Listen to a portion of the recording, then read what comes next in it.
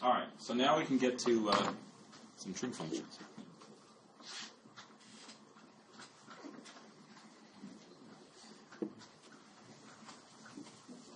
I skipped over some slides here.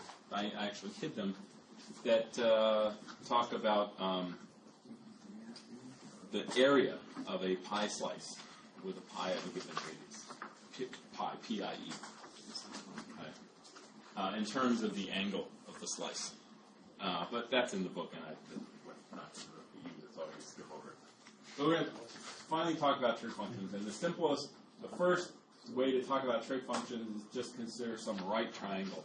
So a triangle with a right angle, and we often put the right angle at the lower right, and we consider the angle, the acute angle we get over here on the lower left, because this angle, we can think of it as being in standard position. That's probably why. If we have an angle theta, then we label the sides relative to this angle theta. So this is the opposite side. This is the side opposite the angle. This is the side adjacent to the angle. So these are two legs. And then the hypotenuse is the slanted side. It's the side opposite the right angle. So we'll label the sides that way. These are lengths.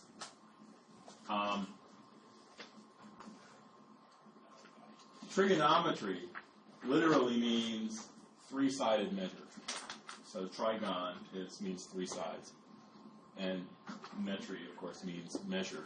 So trigonometry was originally developed to measure triangles. And so this is the simplest triangle you can use to measure.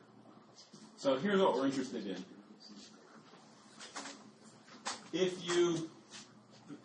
Now, we don't know how big this triangle is. But if we have some particular angle theta here, the ratios of the sides are fixed by theta. So any triangle that has the same theta is going to be similar to this one, and the ratios of their sides are going to be the same no matter how big the triangles are. So the ratios, there are 6 possible ways of taking ratios, and each one is only going to depend on the angle theta. So we have 6 trig functions of theta. The sine of theta is the opposite over the hypotenuse. The cosine is the adjacent over the hypotenuse. So for sine and cosine, the hypotenuse is in the denominator. Then we have tangent, which is opposite over adjacent. So these are the 3 primary. In fact, of these 3 primary trig functions, the first 2 are the most important.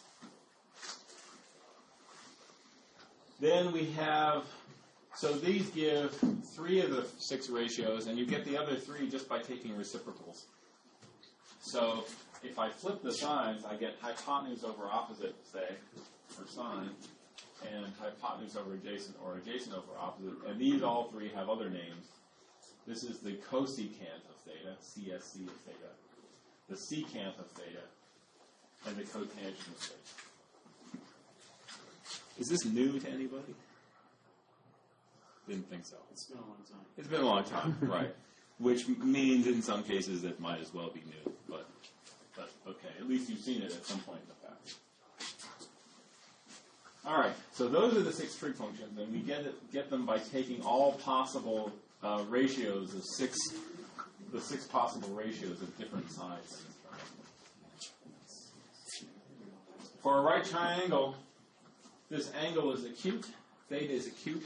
What does acute mean? It's less than 90 degrees. Less than 90 degrees. Or in radians, it's less than what?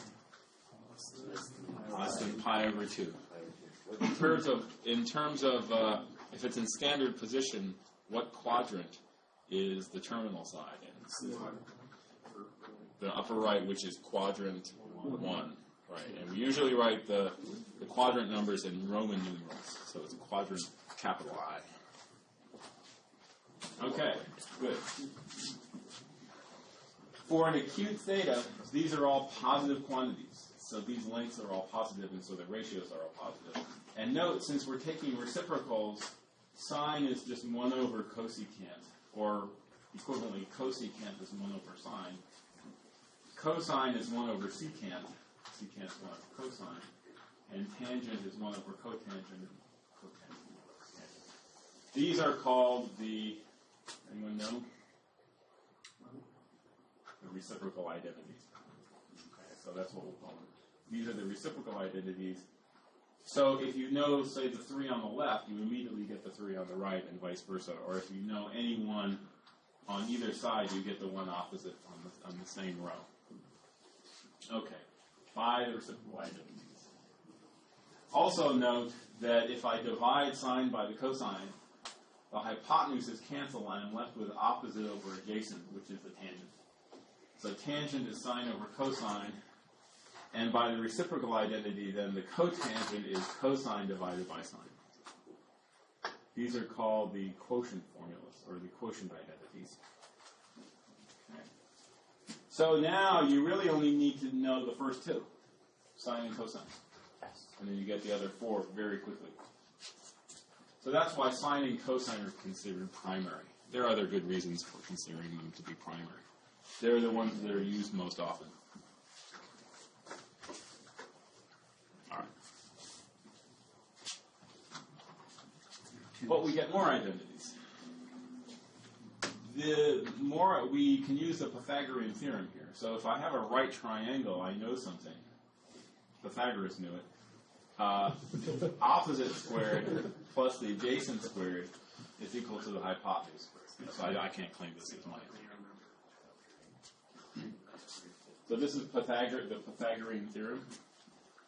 So I don't know if Pythagoras knew. It was known to the Pythagoreans, which was the school of philosophy started by Pythagoras. Philosophy. Okay, they're kind of secretive. So, to get identities of trig functions, which are ratios of these sides, I'll divide by something. So let's say I divide this whole equation by the square of the hypotenuse. Then, on the left, I get opposite squared over hypotenuse squared. I get that. But I can group these together into squares of ratios. And here I get 1 on the right. Well, all that is sine of theta, and that's cosine of theta. So the sine of theta squared plus the cosine of theta squared is equal to 1. Okay. I can get other ones by dividing by the other 2 sides, the square of the adjacent. I get this one that says tangent of theta squared plus 1 is equal to secant of theta squared. And finally, I can divide by opposite squared, and I get 1 plus cotangent squared is equal to cosecant squared. So this is the correct notation, but this is not the traditional notation for squaring a trig function. You use this. This is the historically traditional way of taking the quantity sine theta and squaring it. You put the 2 on the sine, which is really not where it should go. So this is not a good notation in modern terms. But since it's traditional, we'll just use it. And it beats putting parentheses in all over the place. If you don't put parentheses here, it looks like you're just squaring theta, which is not what you want. So this is the standard notation. And in general, if I have any positive exponent, positive integer exponent, I'll put it like that. Now that's going to lead to a problem when we do inverse functions, arc sines. They're written as sine to the -1. But that -1 doesn't mean reciprocal. It's not 1 over sine theta, it's the functional inverse of sine. So the very first day we learned, f to the -1 was the functional inverse of f. Well, that's the problem. That's a big problem with this notation. Because this makes sense. You're really squaring the quantity. You're not squaring the function. And this makes sense for every exponent except -1. -1, you're taking the inverse of the function. You're not taking the reciprocal of the quantity. Well, we'll get there. Just one of those things we'll have to live with. All right. So, in the traditional notation, sine squared theta plus cosine squared theta is 1, and then these other two. These three are called the Pythagorean methods. And of these three, if you can only remember one of them, remember the first one. And you can skip the other two, really. I mean, you really can skip the other two. Because it's easy to get from the first one to the other two. For example, you can divide this whole thing by cosine squared theta, and you immediately get the second one. If you divide by sine squared theta, you get the third one. So the first two follow directly, so the last two follow directly from the first one. And since you can express the other four trig functions in terms of sines and cosines anyway, you can always convert to sines and cosines, and then all you need is the first one at that point. There's no reason whatsoever to use the other two. You can get anywhere you want to get to just by using the first one. So I'm all in favor of, not memorizing a little bit less, and just being able to reduce things more to what you can remember, rather than trying to remember lots and lots of different permutations of the same basic formula. Okay. So let's find the 6 trig functions of theta, where we know that the hypotenuse is 4 and the adjacent is 3. So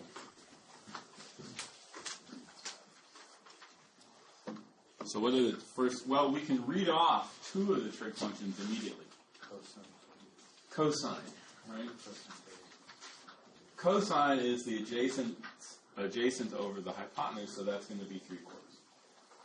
And the secant, which is just 1 over the cosine, that's going to be 4/3. Okay, so that's immediate. But now to get the other 4 involve the opposite. So we have to find the opposite. So to get the opposite, we have to use, in this case, the easiest thing to do. There are 2 ways of doing it. We can find the opposite here directly using Pythagorean theorem. Or we can use our various trig identities to get the other 4. Okay. So which one are we going to use first? We're going to use Pythagorean theorem directly. Pythagorean theorem says that 3 squared plus the opposite squared is equal to 4 squared. So now we solve for the opposite. And opposite squared is equal to 7. So opposite is the square root of 7. Now, when I took the square root of both sides here, I really should have said plus or minus, right? But it's plus because in a right triangle, the convention is that all of these sides, at least in the standard position the way it is now, with theta cubed, all of these sides are going to be positive. So we take the positive square root. All right. Sine of theta, then, we can now read off.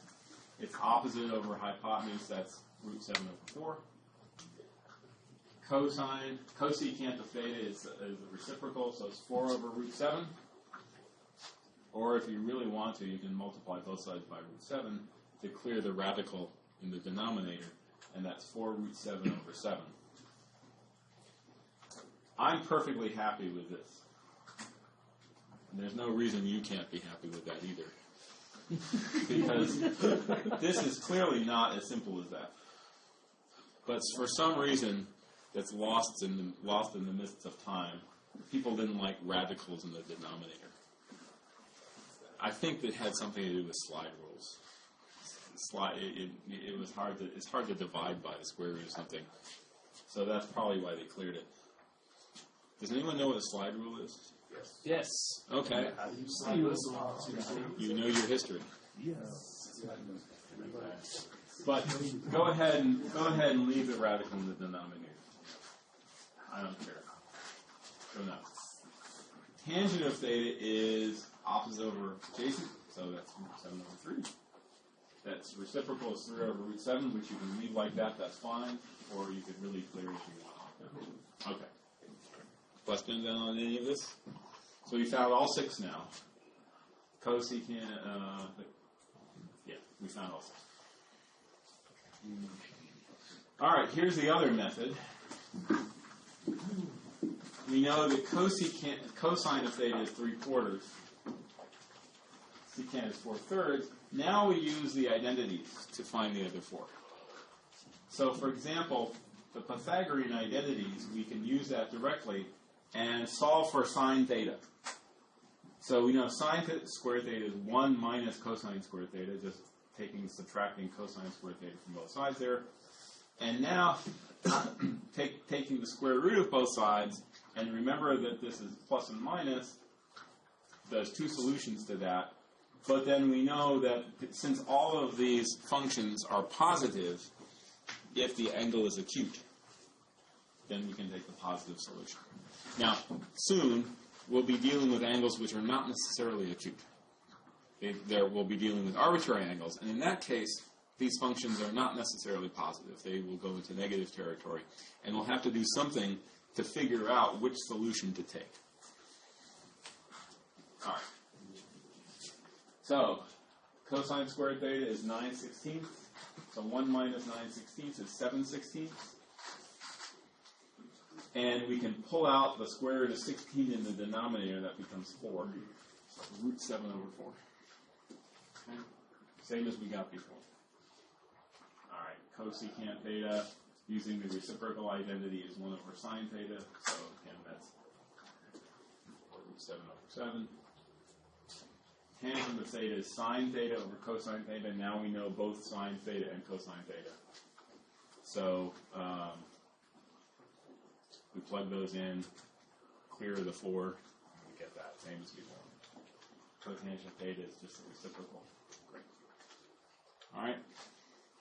So if you have an acute angle theta, and you know any one of the trig functions, then you know the other 5. You can get the other 5 by using these identities. And you don't even have to draw a triangle. Questions? Doing all right? All right, so let theta be some acute angle such that sine of theta is 0.4. So let 4/10 or 2/5. Evaluate cosine theta and cotangent theta, and of course, as I said, from sine theta, you could actually get all the other 5. If you just knew this, you don't even have to know what theta is. You can get the other 5. So how about cosine of theta? How are we going to get cosine of theta? All right, so just use the trig identity, use that first Pythagorean identity, solve for cosine theta. We take a positive solution because theta is acute. And we got 1 minus 0.16, so that's 0.84. That's 84/100ths. Well, okay, I guess this is okay as an exact answer because that decimal is exact. Decimals are not necessarily inexact. This is exactly 0.84. It's exactly 84 divided by 100. Okay. But this here is approximate 0.9. All right, cotangent of theta. So that's cosine over sine. Now we know both cosine and sine. So that's approximately 0.92 over 4, or 2.3.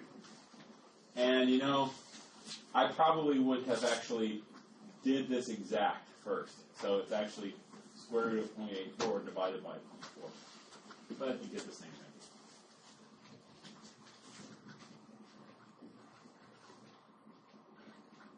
So the exact answers, I can take square root of 84 over 100. Reducing that to lowest terms is 21/25, and now the square root of 25 on the bottom becomes a 5. So cosine theta is root 21 over 5. This is the best exact answer. So notice we took a decimal and actually converted it back into a fraction. That's often a good thing to do, because fractions you might be able to reduce a lot, where you wouldn't see how to do that with a decimal, even if it's exact. Cotangent theta is this divided by that, so it's root 21 over 2. All right. Is that right? Cotangent is cosine divided by sine. Yeah, all right. So the 5's cancel. Or you could use a right triangle. So draw a right triangle. You know theta is acute, so you could draw it standard position. And you know that the opposite over hypotenuse is 0.4 divided by 1. So here's what you can do. You can make this any size you want as long as that ratio is 0.4. So you could do 0.4 and 1, like that. That's fine. Okay. And then use Pythagorean theorem to get the adjacent. And the adjacent is root 21 over 5. Like that. Okay. And then now you know all three sides, and so you can get anything else that you want. So that's 2/5. If you want exact, that's 2/5, and that's root 21 over 5. You get that. Oh, you get that. You get the same answers. Okay. But notice having this 0.4 and having that 0.1 is a little bit messier. Why not just make it a little bigger and forget the 5, blow this whole thing up by a factor of 5. And then this will be 2, and that will be 5, and that will be root 21. So you have this triangle. It's completely similar. All the ratios are the same. And now if you get the adjacent, you get the adjacent as root 21. Another triangle, but all the same ratios. Get the same ratios before. All right. So, well, theta is not the only acute angle. What about the other one? Beta over here. Beta is related to theta. How? We know? 90. They're both together. Yeah. They add up to 90 degrees. In general, in any triangle, the three angles add up to 180 degrees. Or pi, if you like. So here, beta plus theta is going to be 90 because you got a 90-degree angle there. So beta plus theta is pi over 2. If two acute angles add up to pi over 2, we call them what? Bless you. Anyone remember? Complementary. We call them complementary. So beta and theta are complements. Or they are also called complementary angles. If they add up to 180 degrees, or if they have, then they're called supplements or supplementary angles. So complements and supplements. So beta is the complement of theta, and theta is the complement of beta. They're complements of each other. So sine of beta, if we take sine of beta, sine is opposite over hypotenuse. Well, hypotenuse is the same, but the opposite now is with respect to beta. So it's this line right here. And that's the adjacent with respect to theta. So opposite over hypotenuse, 21 over 5, that's the adjacent over the hypotenuse with respect to theta, so that's cosine of theta. So the sine of beta is equal to the cosine of theta. And vice versa, the cosine of beta is the sine of theta. This is why this terminology pops up, why we say cosine. We just put the co in front of the sine. Cosine means sine of the complement. So cosine of theta is the sine of the complement of theta, which is beta. So that's where that terminology comes from. And so we can group the 6 trig functions in pairs according to the complementary angle. So cosine of beta is the sine of theta. The tangent of beta is the cotangent of theta. So in each case, when I group an angle with its coangle, a function with its cofunction, they're equal if I take the complementary angles. So in short, the trig function of some angle is the cotrig function of its complement, and vice versa.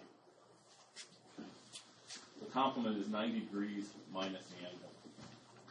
So we have another formula in here called the complementary angle formula, or complementary angle theorem, that said that any trig function of the complement is the cotrig function of the angle. And you can also write this the other way. Any cotrig function of the complement is the trig function of the angle. It goes both ways.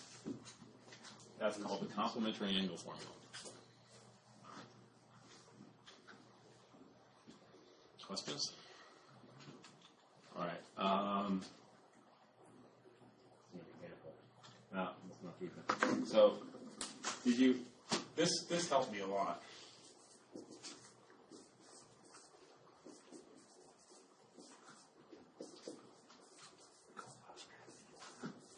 I don't know if you did this when you learned trig in high school or not. I group these by their co's, so sine, cosine, tangent, cotangent, secant, cosecant. So these are related by complementary. So if you list them like that, then the reciprocal identities work like this, from the inside out. So tangent and cotangent are reciprocal. Cosine and secant are reciprocal. Sine and cosecant are reciprocal. Did you do that?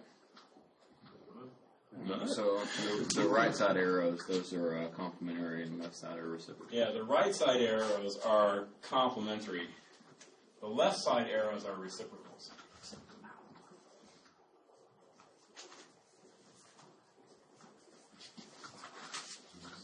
They go from they're concentric. They go from inside to out. It's like a power button. What does it mean?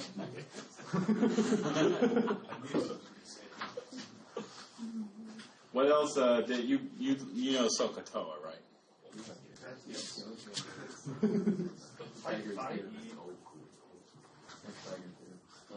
Does anyone not know what that means? Okay.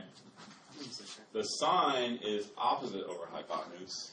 Cosine is adjacent over hypotenuse. Tangent is opposite over adjacent. Oscar had a heap of apples. Was it Oscar had a what? Oscar had a heap of apples. Oscar had a heap of Sine, apples. cosine, and tangent.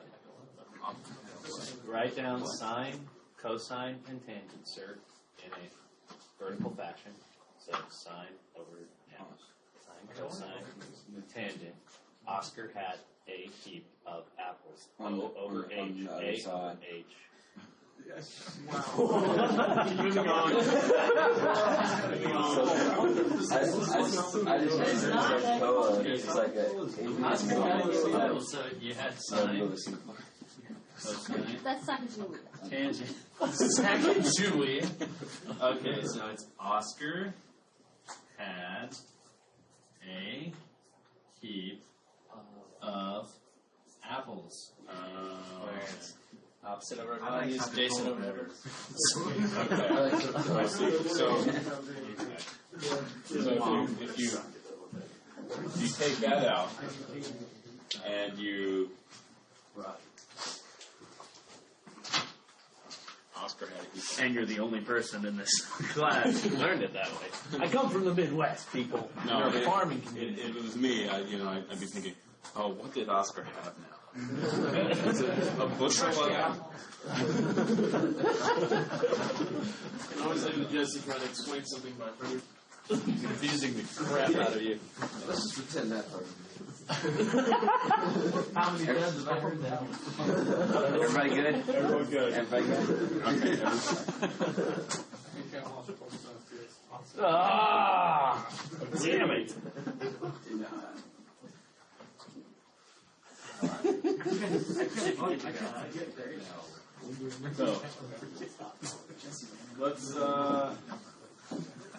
So let's do some tricks.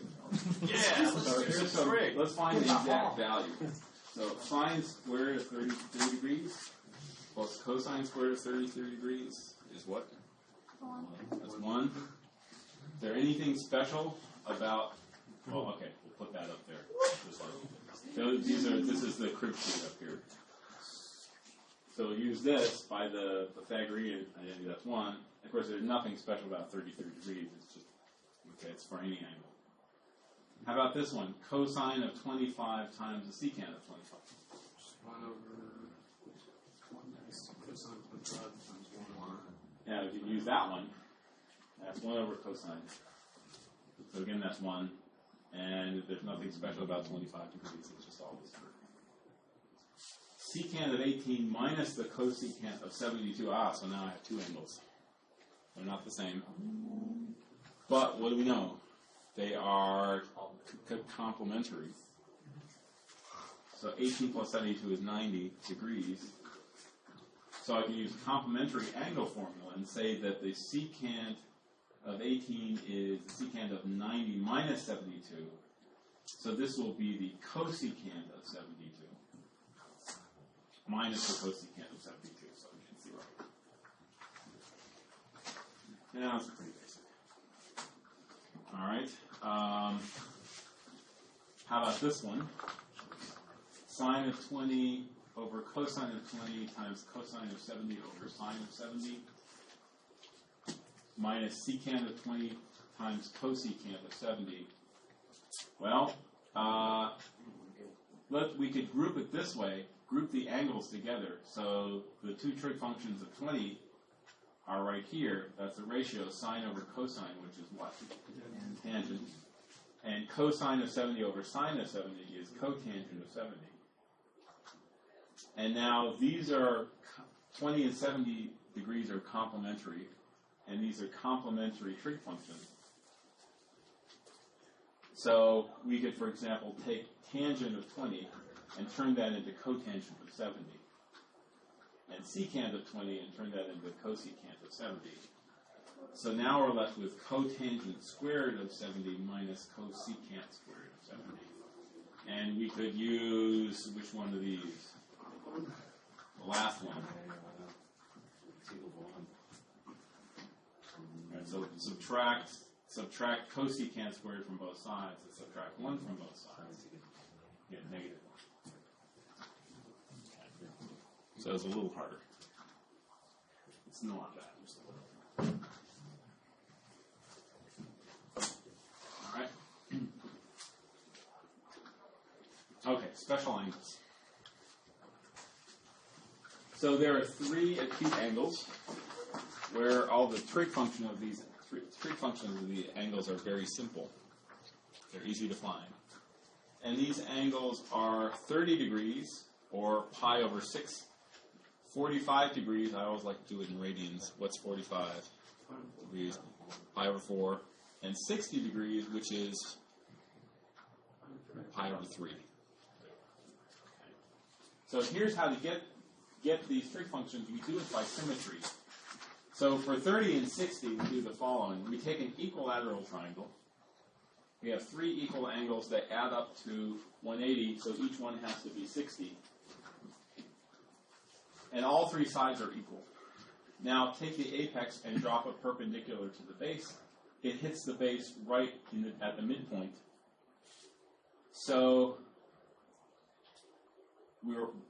And we actually bisect this angle as well. So this is going to be 60 divided by 2, which is 30. And it's also the complement of 60, so you can also see that it's 30 that way. And if we label this side as being length 2, then that side has length 1, because it's exactly half of the base, which also has length 2. So I get a triangle. This is called a 30, 60, 90 right triangle. And the thing about it is if 60 is the angle in question, then the adjacent is exactly 1/2 of the hypotenuse. The hypotenuse is 1/2 of the adjacent. Use the Pythagorean theorem to get that. What is that? That's root 3, yeah. So that's going to be root 3 by the Pythagorean theorem. So these are the proportions of the 3 sides in a 30, 60, 90. So now we can read off all the trig functions of 30 and 60 degrees. For 45 degrees, start with a square and chop it in half along the diagonal. Now, these 2 angles are equal, and they're complementary. So they add up to 90 degrees, and so they have to both be 45 degrees. And since it's a square, the adjacent and the opposite are the same. So again, by Pythagorean theorem, what do we get for the hypotenuse? Root 2. So we can read off now the trig functions using these two triangles. So for example, tangent of 30. Tangent is opposite over adjacent. So it's opposite the side opposite the 30 is 1. And the adjacent 30 is root 3, so it's 1 over root 3. Okay, good. Or root 3 over 3. Either one is fine. Secant of 45 degrees. Secant is hypotenuse over adjacent. So that's root 2 over 1. And here, so we get just root 2, for example. So all of the trig functions of the three special angles are this way. They are just simple ratios. And there may or may not be a square root in there. But other than that, they're just simple ratios of things. Okay.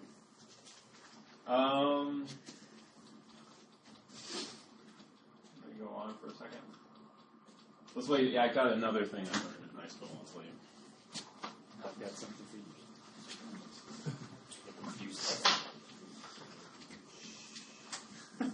Jesse, you're speaking rights revoked today. I second that motion. Somebody's done. All in favor? Aye. I have 554 with the time to receive, but I'm going to be done. I got a complete car. It's in the hazy category. There's some duct tape on my car. When Ross stands on the general election. We weren't hazy then. We're Desi being done. He likes it. See? All right. So here are the three special acute angles, and plus I'll include the boundaries 0 and 90, just for reference. Sine of 0 is 0, which equals, of course, the square root of 0 over 2. Sine of 30 is 1/2, which equals the square root of 1 over 2. Sine of 45 degrees is the square root of 2 over 2.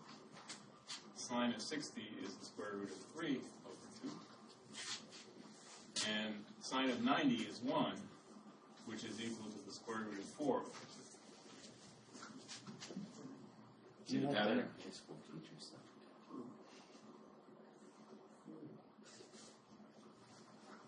Okay. And the cosine is just the same sequence in reverse.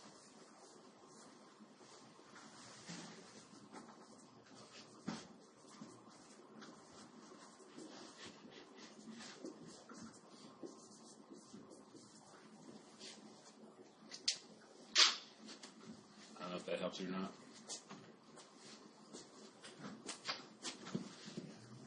I'll leave that up there. Okay, so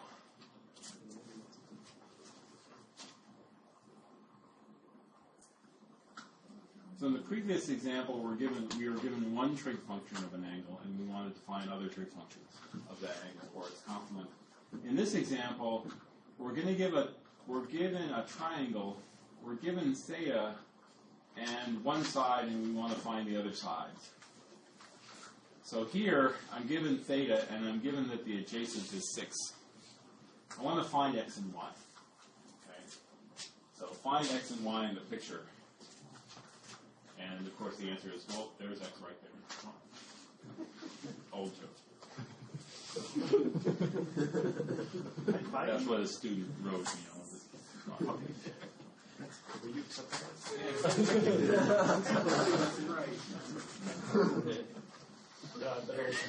All right.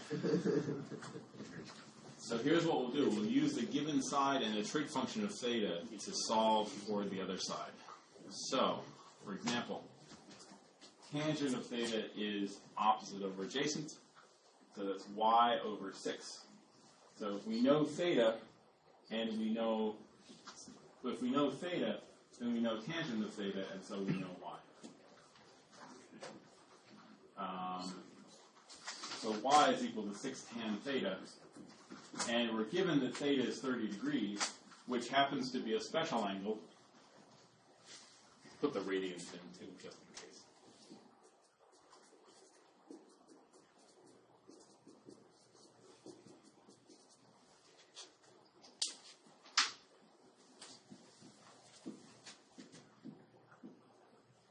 So reading off tangent of 30, that's sine over cosine. So that's 1/2 divided by square root of 3 over 2. So that's 1 over root 3, or root 3 over 3 times 6. I get 2 root 3. Okay. Here it's probably best to clear the radical denominator. All right, so that's y. Now to find x, we could use the Pythagorean theorem, say, or another trig function. So, for example, x over y is the cosecant of theta. So x is equal to y times the cosecant of 30 degrees. Cosecant of 30 degrees, that's 1 over the sine because of the concentric circle rule. So that's 1 over half, that's 2. So x is equal to 2y. So x is equal to 4 root 3 over. Okay. This is half of an equilateral triangle. All right. So what if theta is 50? Last example, then we'll take a break. So what if theta is 50 degrees? Is 50 a special angle? No. It's not a special. There's nothing special about 50. So there's no simple, exact expression here that doesn't involve a trig function. So if we're here, we'll imagine that we're going to solve this approximately. So to get y, you can take tangent of 50 and go and plug it into your calculator. If you have a TI-83, this is when those slides were made. Make sure you are in degree mode and type in 50, hit the tan button, and you'll get about 1.19. Multiply that by 6, you get 7.14. To get x, you take y times the cosecant of 50. Now, most calculators, I don't know about the newest calculators, most calculators don't have buttons for the 3 trig functions that are not the 3 secondary trig functions. I'm thinking of cotangent, cosecant, and secant. And the reason that they don't is because you could easily get them from sine, cosine, and tangent just by taking the reciprocal. So cosecant of 50 is 1 over sine of 50. So use your sine button in degree mode to get 0.77 and take y, 7.14, divide by 0.77, you get about 9.27. These answers are only approximate, they are not exact. Questions? All right, so let's take 10.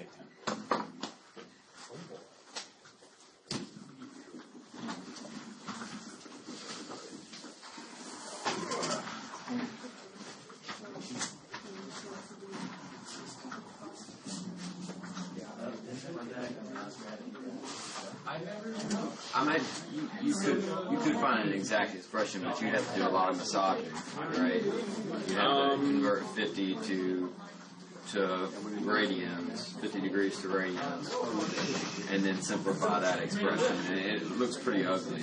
You really can't, though.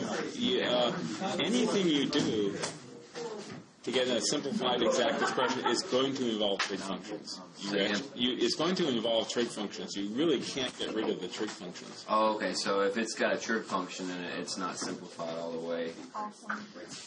Well, it is. If that simplified all the way means it's simplified as much as you can simplify it, and if that means you have a trig function in there, then you've got a trig function in there. Yeah. It's just that the angle needs to be a special angle. Now, there are other angles, actually, that you can get rid of the trig function. Any multiple of 3 degrees, actually, you can write just using square roots. and ratios of integers and square roots. That's known. Okay.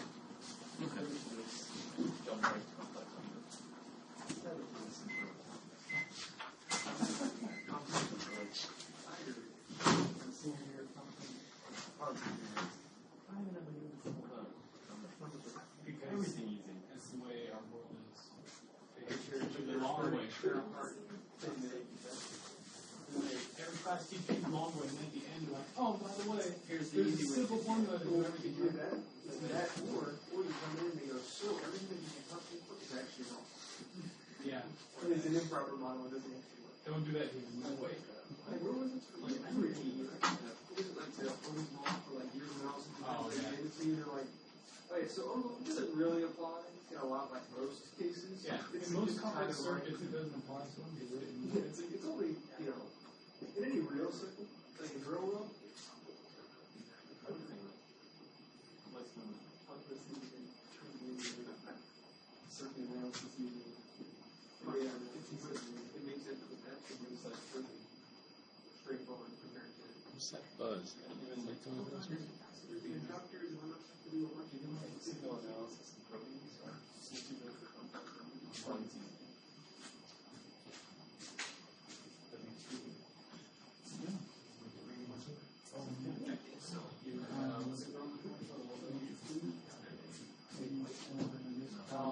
She wasn't in two lines. She's a bunch of them. That's the only one that was the final song.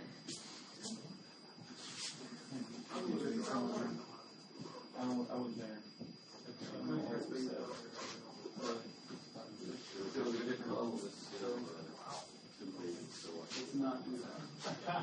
What time's that shindig tomorrow? This wasn't a lazy I don't really wear my uniform, so I don't think I think this is the lazy one. You don't have to do anything. I don't have to worry about falling off. This goes into the washing machine with these on. No, you know what I did? I took it in there like that, and I said, here we go, sew this on. And I took the Velcro off, cut the Velcro on both sides, and sewed it. Like $12. I knocked out the Velcro. There you go. All the stuff on there. Thank you. What was It that? was a key being pressed. Okay. So it's just repeating. Yeah, the warning. Only it was just that the keyboard was sitting on it just right, that it was pressed down just a little bit, you know. On the little rack thing. That happens occasionally with these things. They don't sit right, and then the key is pressed. Yeah, I keep it for the field days, but obviously in this job, you don't really, it's not going to be a issue. I think the ones that have the fireproof ones. I got like 15 pairs of those. I don't know. I have all those that all stay too. In my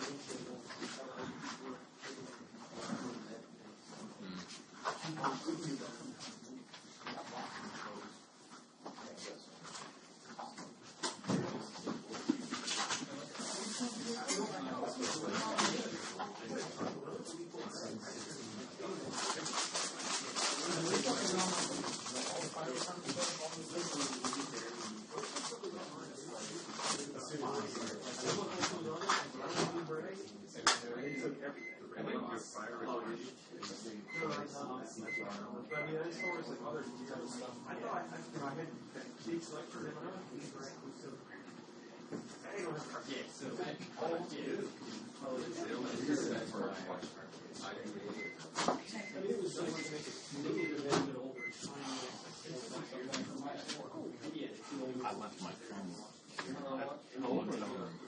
Oh no! I needed to call someone this morning. I don't know how I got. I'll go next door. I have their plates too. I tried to turn Yeah. I can't take it. There's no way to yeah, Really? what am I going to do with this stuff? I just keep it. They're like, no. Yeah, and I don't think it's not more fun. Yeah, because what you need to do. One of my buddies. the sun is more down here constantly, so they're related more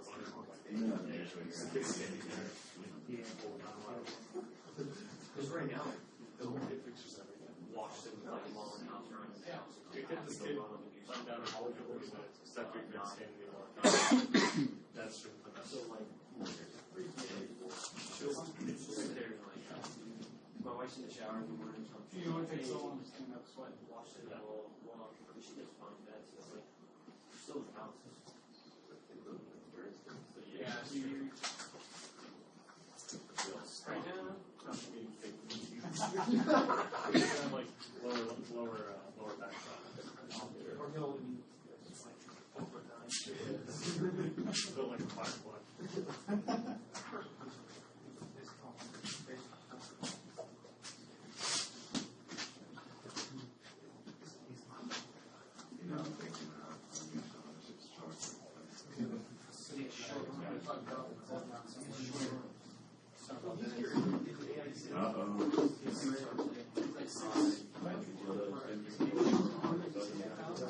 He can squat almost 1,000 pounds. I used to try wrestling.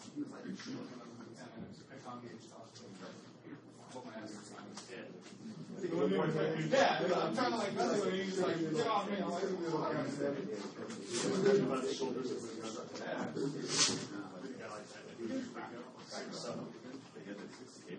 do weigh-ins and like start making what no one do.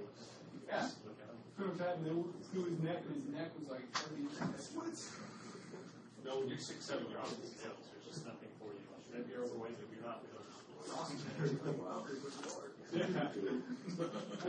it doesn't have ogre on Yeah. it, so That was the other funny part of the page.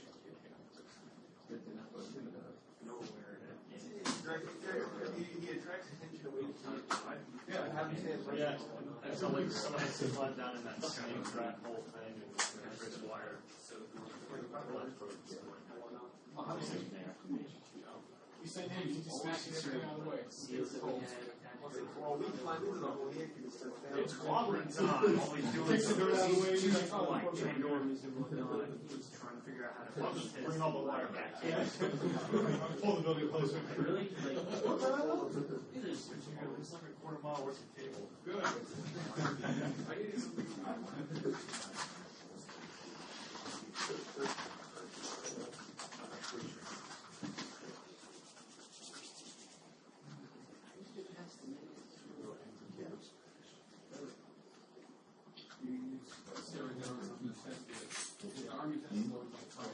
Yeah.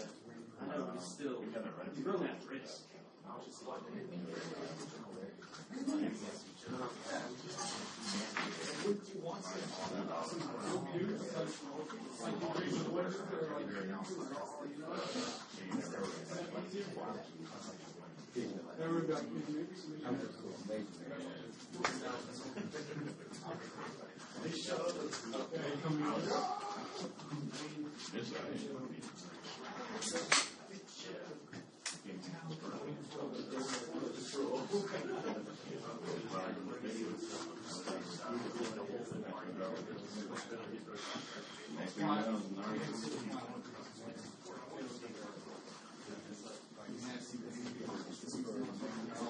All right, let's come back now. Shut up, Lucky. Yeah. That's how. Yeah, exactly. Not even good ones. Okay.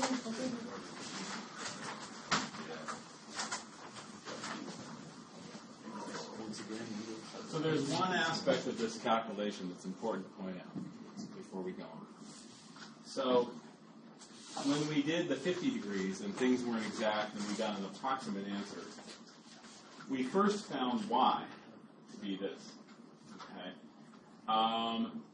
Because we found the tangent of 50, we got to be, what it was, and then we multiplied by 6 and we got 7.14. And then we computed x, and we took x to be y over the sine of 50, which we took to be 0.77. So we got this answer for x, and we got that answer for y. But if we actually do this more carefully, our a much closer value of y is 7.152. So this is off. This is not by our standard of correct to the third significant digit. And neither of this. This is actually way off. The reason why these are off is because you are compounding round-off error. By cutting this number short and multiplying it by 6, well, you're not really compounding the rounding error there, but here you're dividing one inexact quantity by another one. And we've decided to truncate these decimals to like 3 places or 2 places. If you start truncating decimals and feed them back into a calculation, you are compounding round-off error, and you'll drift further and further off. Yes? Sir, could you also put in that particular example, oh, wait, are those, y equal to 6 times tan to 50, which is sine of 50 over cosine of 50? You could certainly use sine of 50 over cosine of 50 here, but since your calculator has a tangent button, let's go ahead and use that. Sure, why not? Well, I meant for the y. So here's what we did. What you mean for Oh, y? when you put it in for y there. For y, yeah. So so it's I see. So y is tan over sine. So that would be 6 over cosine. And then you wouldn't have any of the. That would be more direct. Yeah, that would be more direct. This is why I say you simplify your exact expressions as much as possible first, and only use your calculator at the end. Only if it's absolutely necessary to use your to feed the result of one calculation into another calculation. Do that as little as possible. Okay, if you can possibly get around it, get around it. Because what we did here is we truncated tangent of 50 to 3 decimal places, but if we didn't do that, we actually allow the 4th place, we would have gotten something much more accurate. So, rule number 1, simplify exact answers completely before you go to your calculator. Rule number 2, if you have to use one result of your calculator to feed into another result of your calculator, do your best to store your intermediate results using the full precision that your calculator is capable of. Don't truncate it off. So don't write down the first few decimal places and then type them back in. Store it in your memory, do something, but keep your calculator's full capability of precision to deal with these intermediate quantities. And that will minimize the amount of drift you get by round-off error. Okay. Questions on that?